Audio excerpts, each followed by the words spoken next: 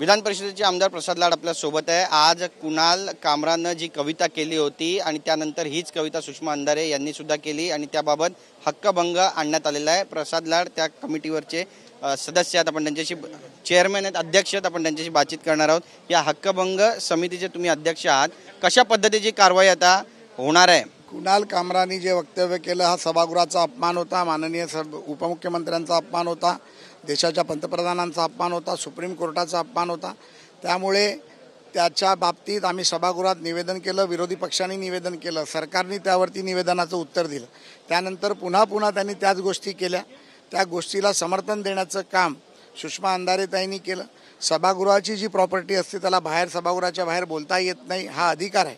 त्यामुळे त्या बाबतीतला हक्कभंग प्रस्ताव आमचे गटनेते प्रवीण दरेकरांनी आणला, सभागृहाने तो स्वीकृत केला। माननीय सभापती ज्याप्रमाणे निर्देश देऊन हक्कभंग समितीकडे ते पाठवतील त्यावेळेला त्यावर न्यायिक चर्चा करून त्या निर्णय घेतला जाईल। कुणाल कामरा अजूनही ट्विट करतोय, पोस्ट करतोय आणि तो म्हणतो की मी काही चुकीचं केलेलं नाहीये। अजित पवार सुद्धा काही दिवसांपूर्वी अशाच पद्धतीचं त्यांनी एकनाथ शिंदेंबद्दल वक्तव्य केलं होतं। अजितदादांची सुद्धा यावर प्रतिक्रिया आलेली आहे, पण कुठेतरी डिवचण्याचा हा सगळा प्रयत्न वाटतोय। ढुंगणाला पाय लावून पळाला कशाला ते त्याला विचारा, नाहीतर ढुंगणाला पाय लावून पळाल्याची कविता तरी करून पाठव म्हणा।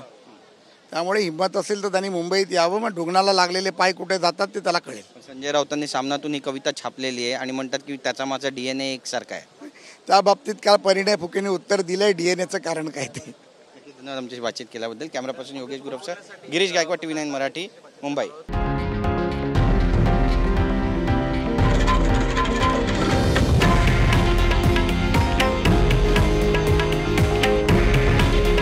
हे आहे देशातील नंबर 1 न्यूज नेटवर्क आणि आपण पाहत आहात TV9 मराठी। काळजी तुमची, हित महाराष्ट्राचं।